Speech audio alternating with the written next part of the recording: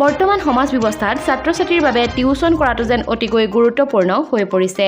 সেয়েহে আপোনাৰ সন্তানো হয়তো টিউচনলৈ যায়। টিউচনৰ বাবে এতিয়া সকলোতে ভৰি পৰিছে কোচিং চেণ্টাৰ। এনে এক কোচিং চেণ্টাৰতে সংঘটিত হ'ল এক ভয়ংকৰ হত্যাকাণ্ড। টিউচনলৈ গৈ ঘূৰি নাহিল ছাত্ৰ। গতিকে সন্তানক টিউচনলৈ পঠিওৱাৰ আগত বহুবাৰ ভাবিবলৈ বাধ্য হ'ব আপুনি। উল্লেখযোগ্য যে টিউচন কৰা শিক্ষয়িত্ৰীৰ প্ৰেমিকে হত্যা কৰিলে দশম শ্ৰেণীৰ ছাত্ৰজনক। এটা এপাৰ্টমেণ্টত উদ্ধাৰ কৰা হ'ল ছাত্ৰজনৰ মৃতদেহ। এই নৃশংস হত্যাৰ কাৰণ জানিলে চকু কপালত উঠিব আপোনাৰো। এগৰাকী দশম শ্ৰেণীৰ ছাত্ৰৰ হত্যাকাণ্ডই সৃষ্টি কৰিছে চাঞ্চল্যৰ। আনহাতে আৰক্ষীয়ে লাভ কৰা চিচিটিভিৰ ফুটেজত পোহৰলৈ আহিছে ভয়ংকৰ তথ্য। ১৭ বছৰীয়া দশম শ্ৰেণীৰ ছাত্ৰজন টিউচনলৈ বুলি ঘৰৰ পৰা ওলাই গৈছিল।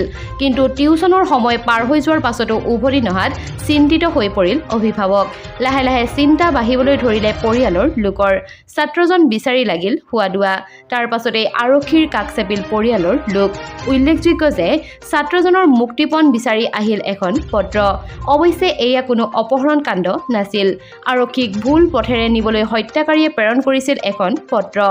আৰক্ষীৰ তদন্তত পোহৰলৈ আহিছে চাঞ্চল্যকৰ হত্যাকাণ্ডৰ ৰহস্য। জানিব পৰা মতে শিক্ষয়িত্ৰীগৰাকীয়ে মতা বুলি ছাত্ৰজনক ফোন কৰি মাতিছিল শিক্ষয়িত্ৰীগৰাকীৰ প্ৰেমিক প্ৰভাতে।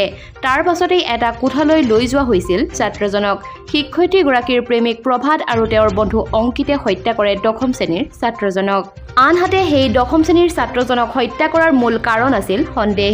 প্ৰভাতে সন্দেহ কৰিছিল যে শিক্ষয়িত্ৰীগৰাকীৰ সৈতে প্ৰেমৰ সম্পৰ্ক আছিল ছাত্ৰজনৰ। আৰক্ষীৰ জেৰাত পোহৰলৈ আহিছে এই সমগ্ৰ তথ্য। এই ঘটনাটো সংঘটিত হৈছে উত্তৰ প্ৰদেশৰ কানপুৰত। কানপুৰ আৰক্ষীয়ে বৰ্তমানো তদন্ত অব্যাহত ৰাখিছে আৰু এই ঘটনাই এতিয়া জোকাৰি গৈছে সমগ্ৰ উত্তৰ প্ৰদেশ।